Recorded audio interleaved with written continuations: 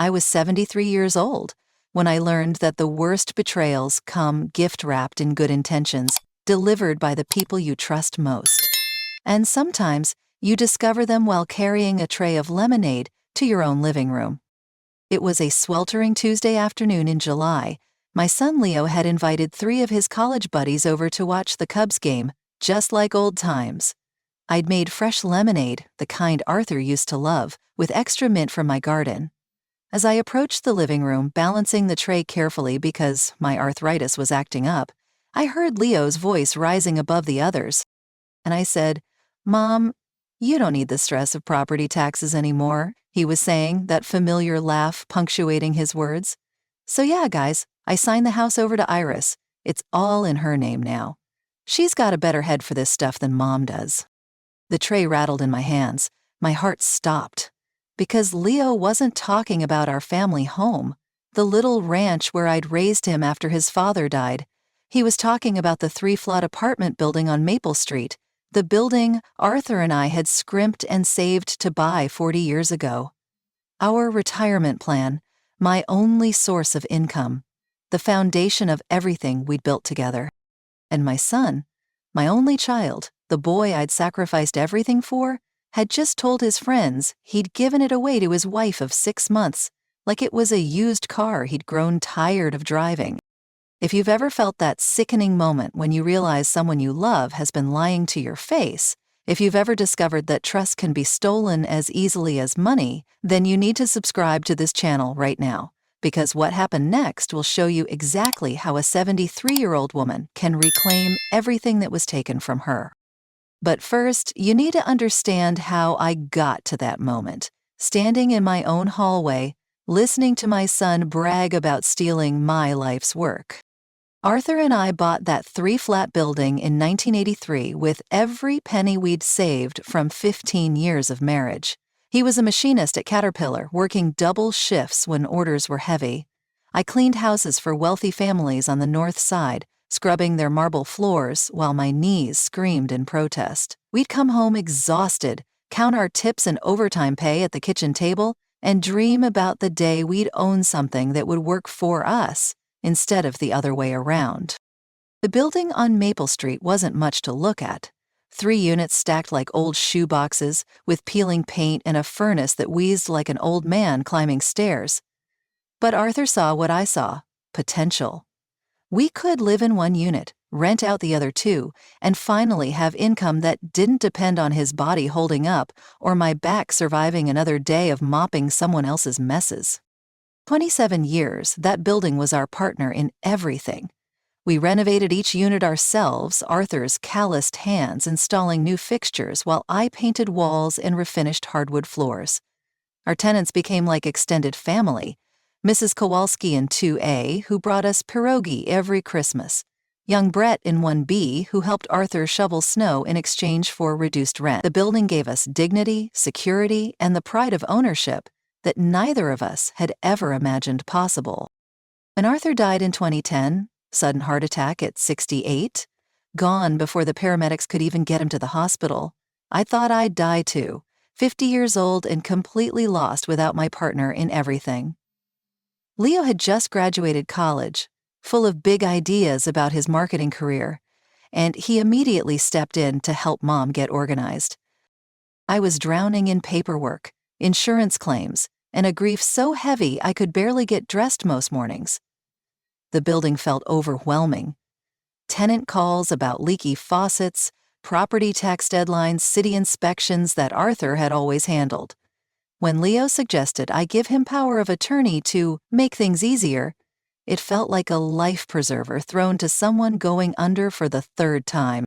"Mom, you shouldn't have to worry about all this business stuff while you're grieving," he'd said, sitting at that same kitchen table where Arthur and I used to count our savings. "Let me handle the boring details. You just focus on healing." He had forms already printed out, places marked with yellow sticky notes where I needed to sign. Looking back, I realize how prepared he was, how planned. The power of attorney seemed reasonable. Someone needed to handle emergencies if I was too devastated to function. But Leo convinced me to put the building in his name entirely, just for simplicity's sake. Estate planning, he called it. Protection from potential lawsuits. All the same arguments that sounded so caring, so protective, when I was barely keeping my head above water. What I didn't understand then was that grief makes you stupid in ways you never expect. It makes you grateful for anyone willing to carry burdens that feel too heavy. It makes you sign papers without reading them, because thinking about the future feels impossible when the present is unbearable. It makes you trust the wrong people for the right reasons. For 3 years after Arthur's death, Leo managed everything beautifully. Rent collected on time, repairs handled promptly, monthly payments to me that covered my living expenses plus a little extra. He'd stop by every Sunday with Iris, they'd been dating since college, bringing groceries and updates about the building. "Everything's running smoothly, Mom. You don't need to worry about anything." I should have known something was wrong when Leo married Iris last spring in a ceremony that cost more than Arthur and I spent on our first car.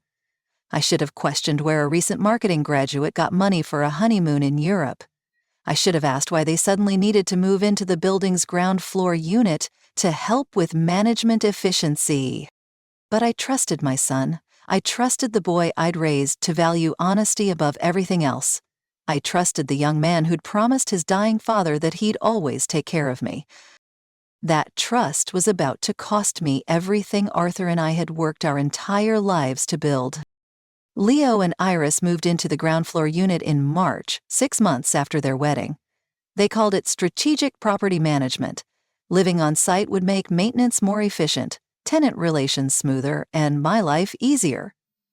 I was so grateful to have family close by that I didn't question why they needed a 2-bedroom apartment when they'd been perfectly happy in Leo's studio downtown. The first change was subtle. Instead of me collecting rent from Mrs. Kowalski and young Brett, Leo suggested they pay him directly. "Less confusion that way, Mom. I'll handle all the tenant interactions and just transfer your share each month." It seemed logical. I'd never enjoyed being a landlord, always felt awkward demanding money from people I genuinely liked.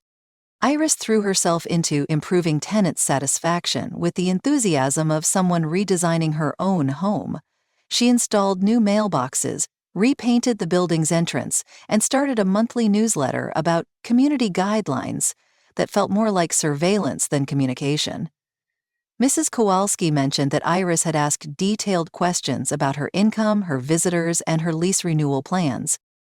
Within 2 months, they'd essentially replaced me as the building's owner in everything but name. Tenants called Leo about problems, Iris handled maintenance scheduling, and I received a monthly income summary that looked more like an allowance statement than rental income from my own property. When I asked to see the actual books, Leo assured me that everything's organized digitally now and promised to show me the system when things settled down. The first time my monthly payment dropped, Leo had a perfectly reasonable explanation. "The roof needs emergency repairs, Mom. I had to advance the money to prevent water damage, so this month's payment is smaller to cover the expense." The photos he showed me looked serious. Dark stains on ceiling tiles, buckets catching drips in Mrs. Kowalski's living room. But the reduced payments became routine. Property taxes had increased unexpectedly. The city required mandatory elevator inspections for buildings over 3 stories, which made no sense since we didn't have an elevator. Brett had become a problem tenant who was damaging his unit and requiring constant repairs, though he'd been model renter for 15 years. Each month brought new excuses, each more elaborate than the last. A burst pipe that required extensive restoration. New insurance requirements that doubled our premiums. City fines for code violations that Leo was handling through his business connections but needed immediate payment to resolve. My monthly income shrank from $1,800 to $1,200, then to $800, then to a temporary $500 while Leo sorted out complex tax issues. Meanwhile, I watched Leo and Iris's lifestyle improve dramatically. Designer furniture appeared in their unit. Iris drove a new BMW that she claimed was a business lease for her consulting work that seemed to consist entirely of managing our building. They took weekend trips to Wisconsin, ate at restaurants that cost more than my monthly grocery budget, and talked casually about their investment portfolio in ways that made my blood run cold. When I questioned the finances, Leo's responses became increasingly condescending. "Mom, property management is complicated. You don't understand the expenses involved. Or worse, you never had to deal with the business side when Dad was alive. Trust me to handle what you don't understand." Each conversation left me feeling stupid, ungrateful, and completely dependent on my son's generosity.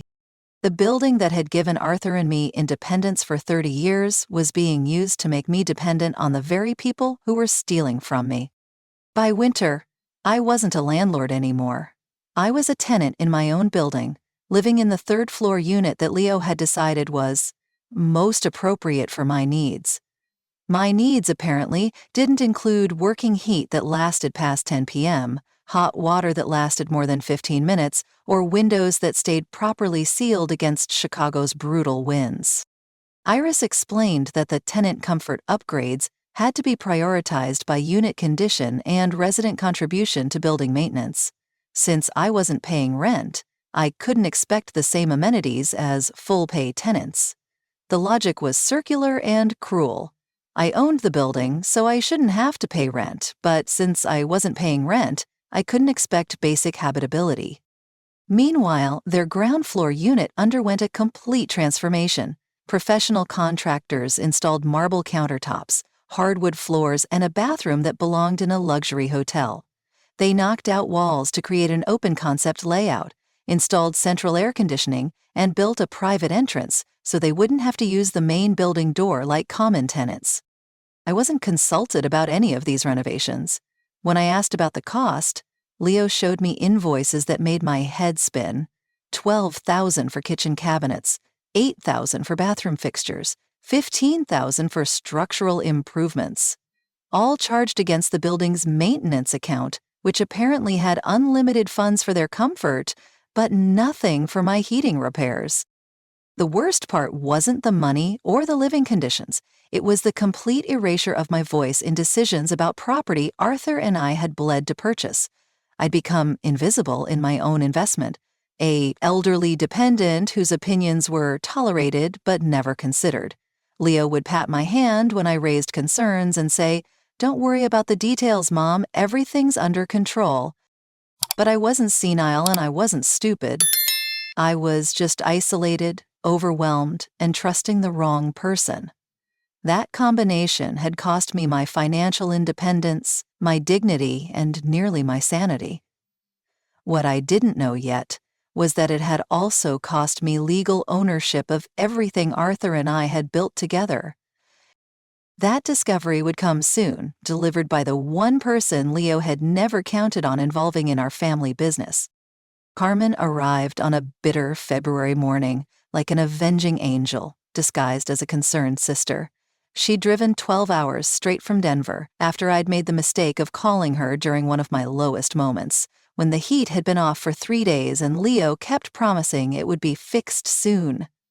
I'd tried to sound cheerful on the phone, but Carmen had known me for 73 years. She could hear desperation hiding behind my careful optimism. My younger sister had always been the fighter in our family.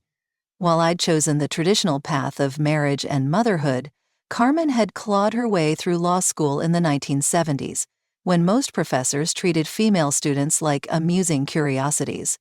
She'd spent 40 years practicing real estate law in Colorado, specializing in property disputes and elder abuse cases. If anyone could smell a legal disaster from 1,000 miles away, it was Carmen Rodriguez.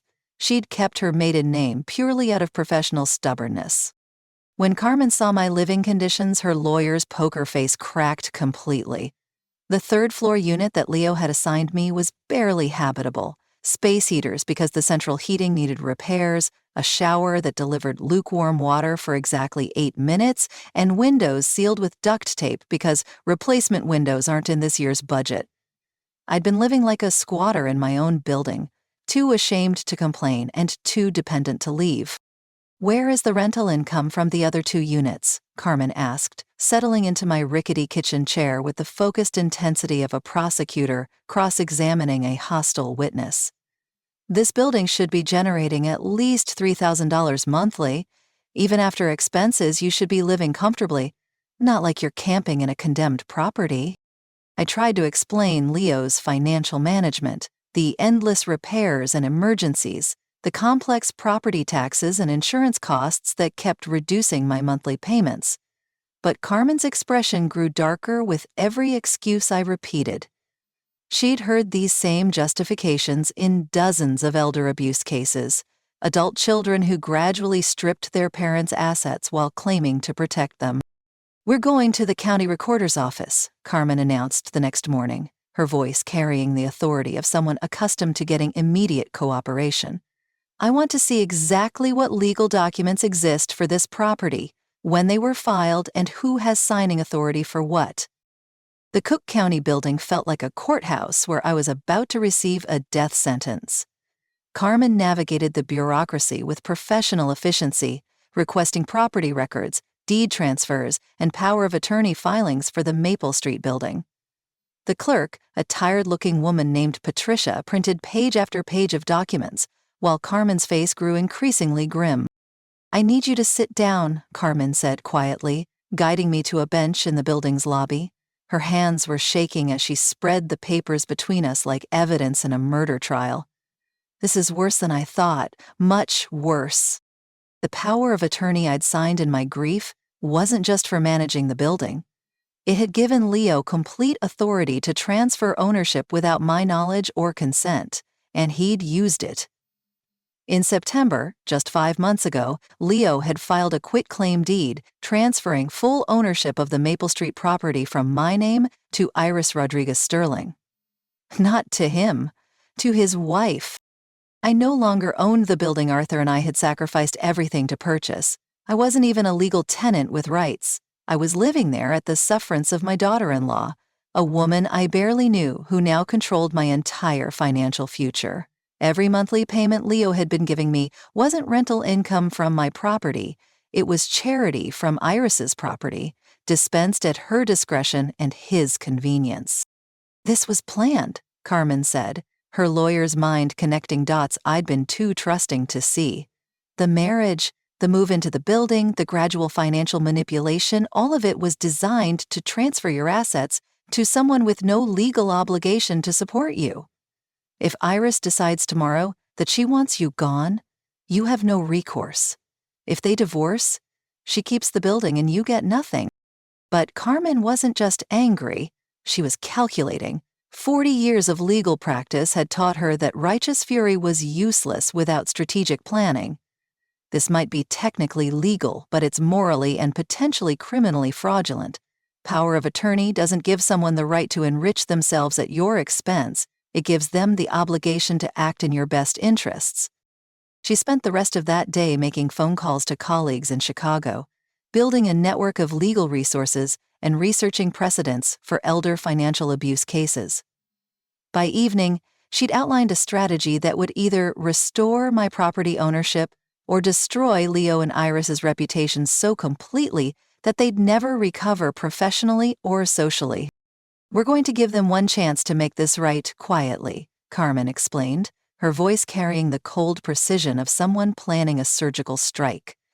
"A family meeting where they can choose between voluntary restitution and very public criminal charges. Because what they've done isn't just morally wrong, it's prosecutable under Illinois elder abuse statutes." Leo thought he'd stolen from a helpless old woman who had no options and no advocates. He was about to discover that some elderly women have younger sisters who've spent decades learning exactly how to destroy people who prey on family members. The reckoning was about to begin. Carmen spent 3 days preparing for what she called the family intervention, though her tone suggested something closer to a criminal prosecution. She contacted Rebecca Walsh, a forensic accountant who specialized in financial elder abuse cases, and Trevor Kim, a paralegal whose job was to document everything for potential court proceedings. This wasn't going to be an emotional family argument, it was going to be a legal ambush. The meeting was scheduled for Saturday afternoon under completely false pretenses. Carmen called Leo directly, introducing herself as your mother's sister from Denver and explaining that she was visiting to help with estate planning and asset protection. She wanted to meet with both Leo and Iris to discuss optimizing your mother's financial situation for maximum family benefit. Leo was enthusiastic about the meeting. Of course he was. He thought he was about to get professional validation for his brilliant asset management strategy from a retired real estate attorney. Carmen could hear the smugness in his voice when he suggested meeting at our place, since it would be more comfortable for Mom and allow them to show Aunt Carmen how well we're taking care of everything.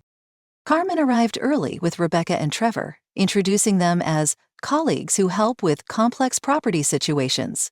Leo and Iris were dressed like successful young professionals. Leo in a polo shirt that probably cost more than my monthly grocery budget, Iris in a designer dress that matched her new BMW. They were clearly expecting praise for their property management skills. They had no idea they were about to be systematically destroyed by someone who'd spent 40 years learning exactly how to dismantle financial predators. Carmen had warned me to stay quiet until she gave me permission to speak. Let them hang themselves with their own explanations first, she'd said. Criminals always do. Carmen started with what appeared to be casual conversation, complimenting Leo and Iris on the beautiful renovations to their unit.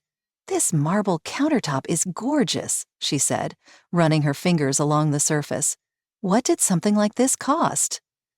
Leo beamed with pride, explaining that they'd invested about $40,000 total in creating a modern living space that would attract premium tenants when we eventually moved.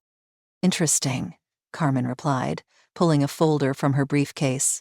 "Because according to the building's expense records that I obtained from the county assessor's office, these improvements were charged against the property's maintenance account. So essentially, you used rental income from the other tenants to fund luxury upgrades to your personal residence." Leo's confident smile faltered slightly, but he recovered quickly. "Well, we live here, so improvements to our unit improve the overall property value. It's a sound investment strategy." Carmen nodded thoughtfully, then turned to Rebecca. "Could you share what your forensic analysis discovered about the building's financial management over the past 18 months? Rebecca opened her laptop and began reading numbers that hit like physical blows.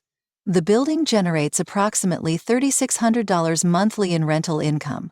Over the past 18 months, Mrs. Rodriguez has received a total of $14,000, roughly 21% of the income generated by her property.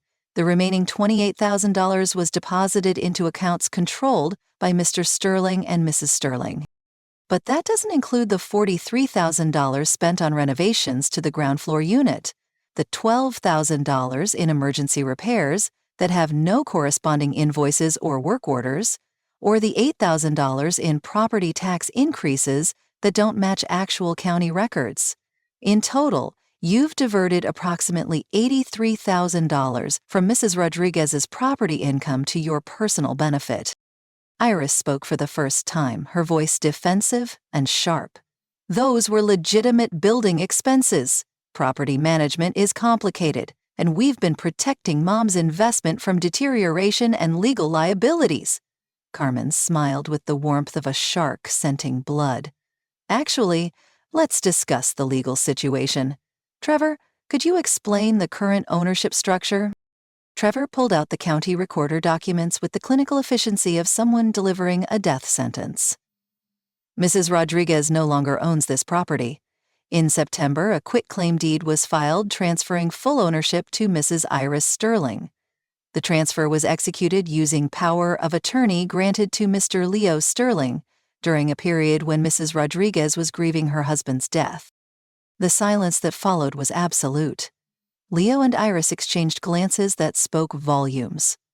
They'd been caught completely off guard by the depth of Carmen's investigation. They'd expected a family conversation about money management, not a forensic audit of their systematic theft. Carmen spread photographs across the coffee table. Images of my deteriorating living conditions contrasted with pictures of their luxury renovations. While you were installing marble countertops and hardwood floors with money stolen from rental income, your mother was living without heat, using space heaters that could have killed her, showering in lukewarm water, and eating canned soup because her allowance from her own property couldn't cover groceries. This isn't property management, this is elder financial abuse, identity theft, and criminal fraud. And every dollar you've stolen, every lie you've told, every month you've let her live in substandard conditions while funding your lifestyle, all of it is documented, provable, and prosecutable under Illinois state law. Leo's response was exactly what Carmen had predicted, a cascade of desperate justifications that only made his crimes more obvious. This was asset protection, he insisted, his voice rising with panic. If Mom needed Medicaid someday, the government could seize the building. We were protecting her investment by putting it in Iris's name. Iris has a business degree from Northwestern, he continued, gesturing toward his wife like she was evidence of his good intentions. She understands real estate investments in ways that Mom never could. We've been maximizing the property's potential while ensuring Mom's care and security. Carmen let him dig his grave deeper with every word. So you're claiming that stealing $83,000 from your mother's rental income was actually protecting her financial interests? And transferring ownership of her only asset to your wife of 8 months was estate planning rather than theft? The building needed professional management. Iris finally spoke, her voice shrill with defensiveness. The previous system was completely inefficient. We've modernized operations, improved tenant relations, and increased property values through strategic renovations. Mom benefits from our expertise, even if she doesn't understand the financial complexity involved. Rebecca looked up from her laptop with the expression of someone who'd seen this exact performance in dozens of elder abuse cases. Mrs. Sterling, could you explain why professional property management required transferring legal ownership rather than simply implementing a management contract, and why your expertise resulted in the actual property owner living in conditions that violate Chicago housing codes? The justifications collapsed under the weight of documented evidence. Every excuse they offered only highlighted the calculated nature of their theft, the systematic way they'd exploited my grief and trust to steal everything Arthur and I had worked 40 years to build. Carmen looked at me and nodded. It was my turn to speak, and 40 years of suppressed anger came pouring out like water through a burst dam. I stood up slowly, my arthritis protesting, but my voice strong with righteous fury. You didn't protect my assets, Leo, I said, each word hitting like a hammer blow. You stole them. You didn't put a roof over my head. You took the roof from over my head and then bragged to your friends about how clever you were. I trusted you because you're my son. I signed those papers because I was drowning in grief and you promised to help me stay afloat. Instead, you held my head underwater while you picked my pockets. My voice cracked, but I kept going. Your father died believing you were an honorable man who would take care of me. You dishonored his memory and destroyed his trust. You turned me into a beggar in my own building. You made me grateful for scraps of income from property I still thought I owned. You let me live without heat while you installed marble countertops with money you stole from me. I looked directly at Iris, who couldn't meet my eyes. And you benefited from theft, lived in luxury paid for with stolen money, and looked me in the eye every Sunday, knowing exactly what you'd done. But here's what you never understood about your mother, Leo. I didn't survive the Depression, build a business with your father, and raise you as a single parent after his death because I was weak. I survived because I'm strong. And strong women don't stay victims forever. Today, that strength has legal representation. Carmen reached into her briefcase and withdrew a thick manila folder that landed on the coffee table with the weight of impending doom. You have 2 choices, she announced, her voice carrying 40 years of courtroom authority. Option 1, voluntary restitution through a legally binding settlement agreement that my colleagues and I have prepared. Option 2, criminal prosecution for elder financial abuse, wire fraud, and identity theft under both Illinois state law and federal statutes. She opened the folder to reveal documents that had clearly been prepared by someone who expected exactly this conversation. The settlement requires immediate transfer of the property deed back to my sister, full accounting of every dollar taken from the building's rental income, and restitution of $83,000, plus interest. You have 72 hours to execute the agreement and provide certified funds. Option 2 involves me filing criminal complaints with the Cook County State's Attorney, the FBI's Financial Crimes Unit, and the Illinois Department on Aging. Your theft crosses state lines because you've been using electronic banking, which makes it federal wire fraud. The documented evidence we've gathered would support charges carrying up to 20 years in federal prison. Trevor spread additional documents across the table. Bank statements, property records, recorded phone calls, and sworn affidavits from Mrs. Kowalski and Brett detailing the deteriorating conditions of my unit compared to the luxury renovations downstairs. We also have documentation of mortgage fraud, he added quietly. Mrs. Sterling used the fraudulently obtained deed as collateral for a home equity loan last month. That's a separate federal crime. Leo's face had gone completely white. Iris was staring at the documents like they might spontaneously combust if she concentrated hard enough. The mortgage fraud was news to Leo. I could see in his expression that Iris had been running financial schemes he didn't even know about. Their partnership in crime was unraveling in real time. You have 30 seconds to decide, Carmen continued. Take the settlement and rebuild your lives with whatever legitimate assets you actually possess, or spend the next decade fighting federal charges while living in government housing with 3 meals a day and no privacy. She checked her watch with theatrical precision. Choose wisely, because this offer expires at exactly 4 o'clock, and it's currently 3:58. Iris broke first, her voice cracking with desperation. We'll take the settlement. We need time to arrange the finances, but we'll meet your terms. Leo looked at his wife with something approaching horror. He was just realizing how deeply she'd manipulated him, how many crimes she'd committed without his knowledge, how completely she'd destroyed both their futures. Carmen nodded to Rebecca, who immediately began preparing signature pages.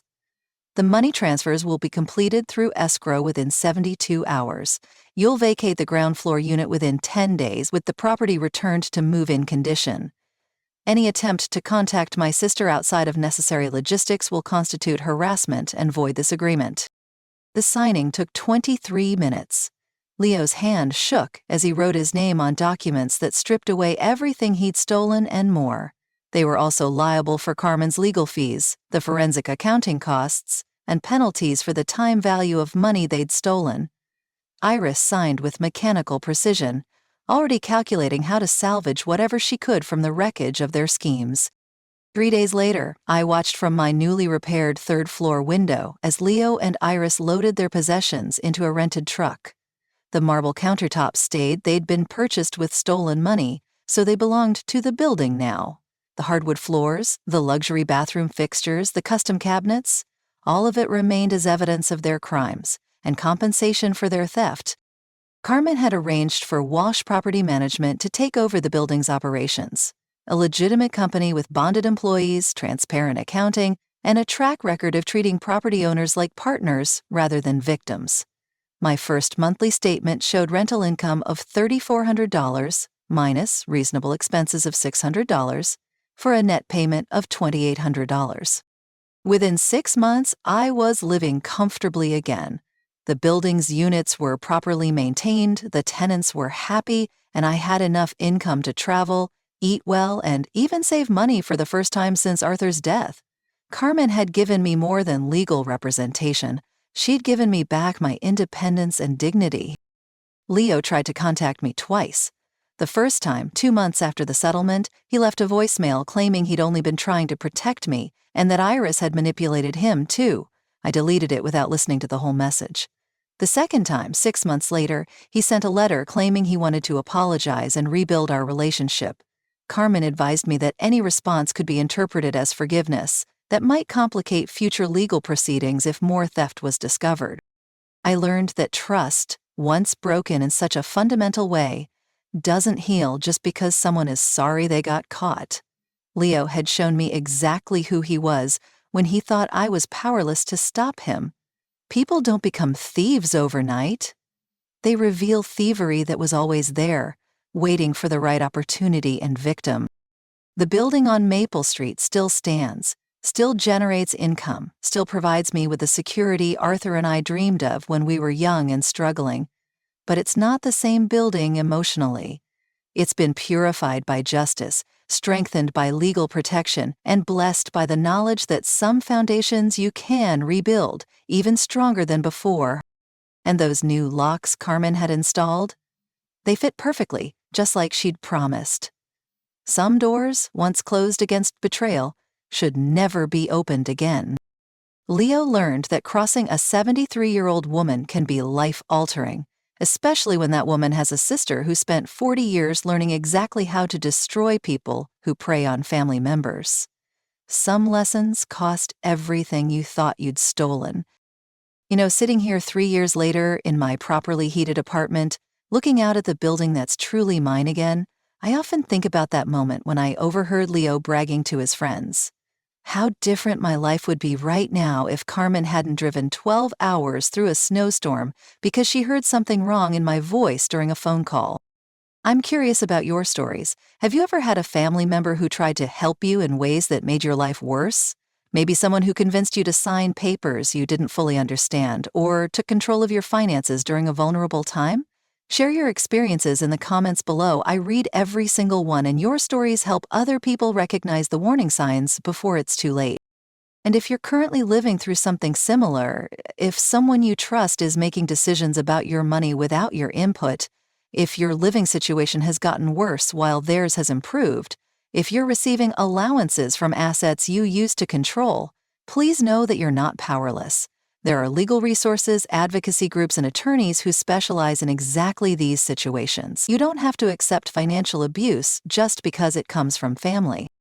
If you found Leo and Iris's downfall as satisfying as I did, if you believe that people who steal from elderly family members deserve exactly what they get, then subscribe to this channel right now. I have 73 years of stories about people who thought age made me an easy target, and every single one of them learned otherwise. Trust me, Leo's story isn't the only time someone underestimated what a determined elderly woman can accomplish when she has the right allies and legal representation. Some of my other encounters with manipulative people ended even more dramatically than a simple property theft case. Until next time, remember this: wisdom doesn't make you weak, and kindness doesn't make you stupid. Sometimes the most dangerous people are the ones who've spent decades learning exactly how to handle those who mistake experience for vulnerability. And always read the fine print before you sign anything, especially if someone you love is rushing you through the decision.